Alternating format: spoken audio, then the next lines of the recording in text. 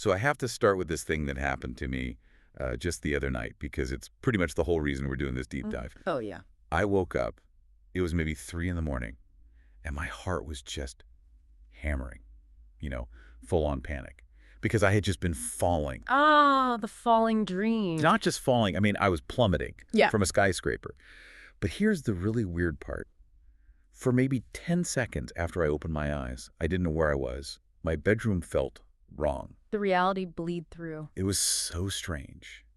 And it made me think, why, if it was all just in my head, why did my body react like it was real? Why did it feel so real? That's a universal feeling, and it's one of the most disorienting things we can experience. Your brain is basically trying to reconcile two completely different realities at once, the one it just built and the one you're actually in. And that is exactly where we're going today. Welcome back to another deep dive. Today it's all about the science of the sleeping mind. And just to be clear for everyone listening, we're kind of moving past the mystical side of things today. Right, we're not getting into the dream dictionaries. If you dream about a fish, it means you're about to get a promotion. Exactly. No crystal balls. We're looking at the hard biology. We've gone through research on REM sleep, neurochemistry, the whole thing. And our mission is really to help you understand what your brain is actually doing all night. Yeah, why it builds these incredible virtual worlds, why we forget them almost instantly, and, whether they actually mean anything at all. So let's start at square one, the biological baseline. When we say dreaming, what is physically happening? A massive amount, actually. When we talk about those story-like dreams, the vivid ones, we are almost always talking about one specific stage of sleep. It's called REM, rapid eye movement sleep. REM, right? And REM is a total paradox. That's really the only way to describe it. A paradox how? Okay, so if I hooked your brain up to a machine, an EEG, while you were deep in REM sleep, the readings I would get would look like the brain of someone who is wide awake. You can't. Not at all. High-frequency activity. Your brain is burning through fuel, through glucose, almost as much as it does when you're awake and focused on something. The engine is redlining. But the car is parked in the garage. The car is not just parked, it's on lockdown. This is the crucial part. While your brain is on fire, your body is, it's paralyzed. Paralyzed, like actually can't move. Chemically paralyzed, yeah. It's a state called REM atonia. Your brainstem sends out a signal that just shuts off the motor neurons to your major muscles. That sounds terrifying. It would be if you were awake for it. That's what sleep paralysis is, when the mind wakes up before the body does. But evolutionarily, it's absolutely necessary. Think about it. Okay. If your brain is creating this vivid reality where you're running from a tiger and your body wasn't paralyzed... I'd be running full speed into my dresser. Exactly. You'd injure yourself or someone else. So the paralysis is a safety feature. It keeps the virtual reality locked inside your head. So hyperactive brain, frozen body. Mm-hmm. But you called it rapid eye movement. So something is moving. That's right. The eyes are the exception. They're darting all over the place under your eyelids.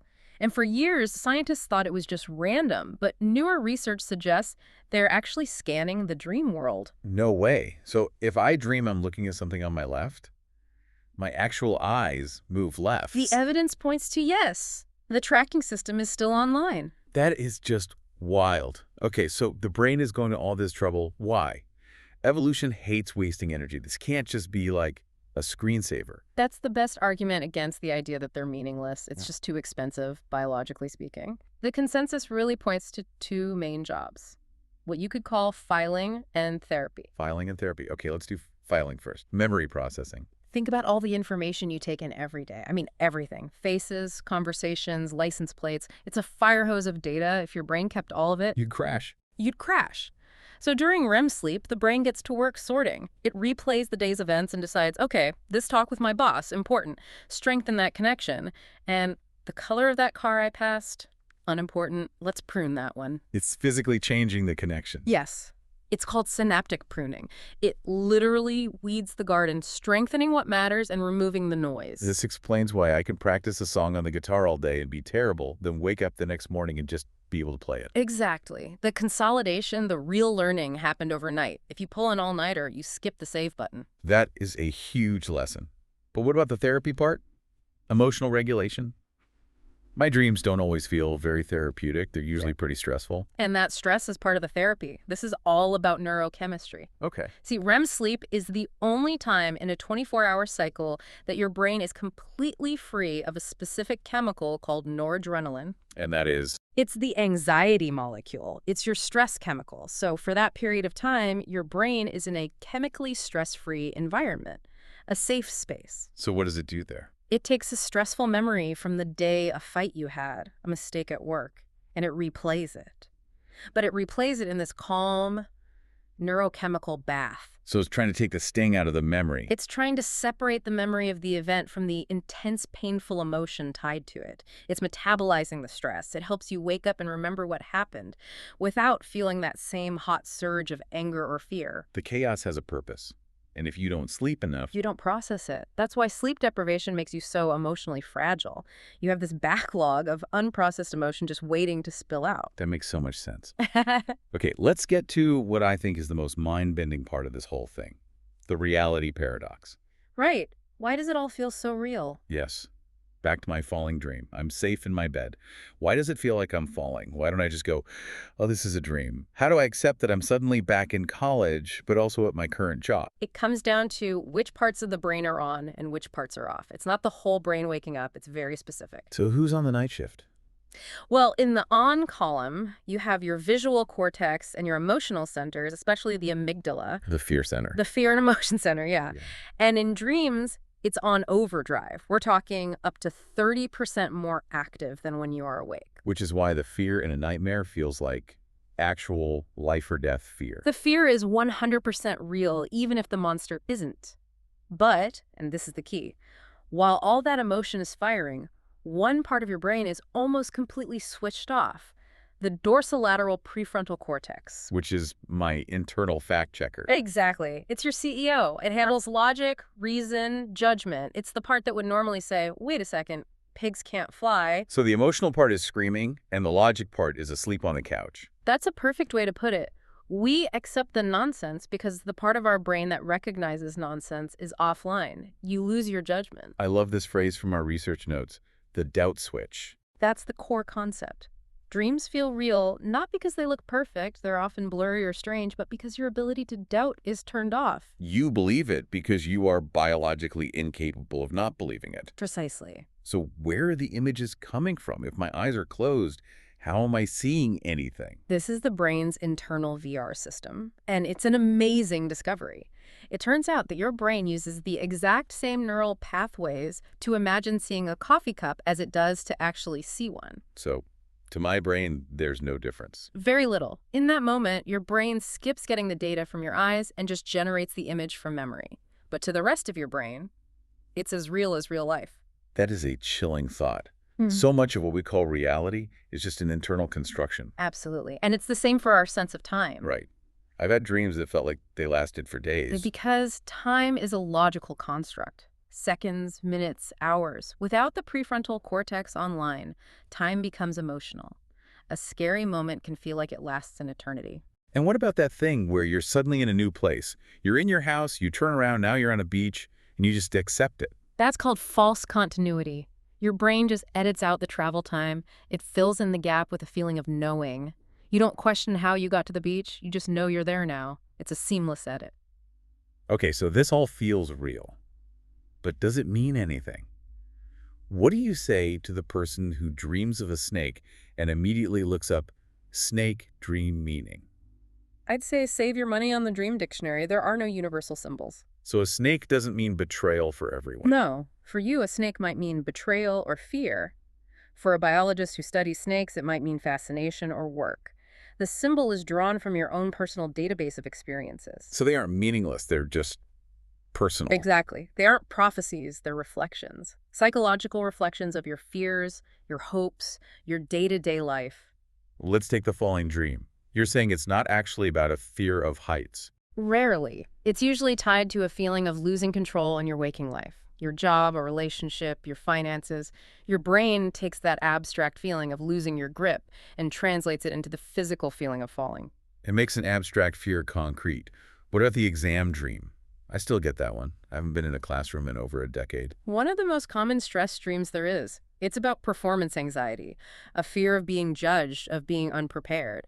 It often shows up when you have a big presentation at work or a review coming up. So my brain just pulls up the ultimate unprepared and judged file from my past. It just recycles the old software for a new problem. So if you want to know what your dream meant, don't look in a book. Look at your previous day. Okay, so I have this profound experience. I wake up, and 5 minutes later, it's gone, vanished. Wow. Why is it so hard to remember them? It's all down to brain chemistry again. The neurotransmitters that you need to lock in long-term memories, chemicals like serotonin and norepinephrine, are at very low levels during REM. So the save function is turned off. Pretty much. Your brain is in processing mode, not recording mode. So unless you wake up in the middle of it or right after, the file usually just gets discarded. Like an unsaved document when the power goes out.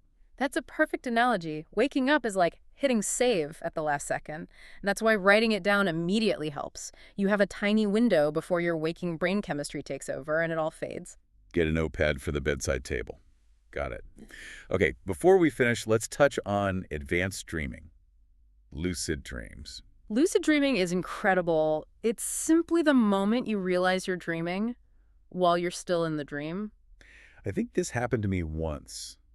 I realized it wasn't real, and suddenly I could fly. It felt amazing. It's totally real, scientifically speaking. It happens when that prefrontal cortex, the logic center we said was asleep, just flickers on for a moment. Just enough to go, wait a minute. Exactly, just enough to see the code in the matrix, but not enough to pull you out of it. And suddenly, you have some control. Is it a skill you can learn?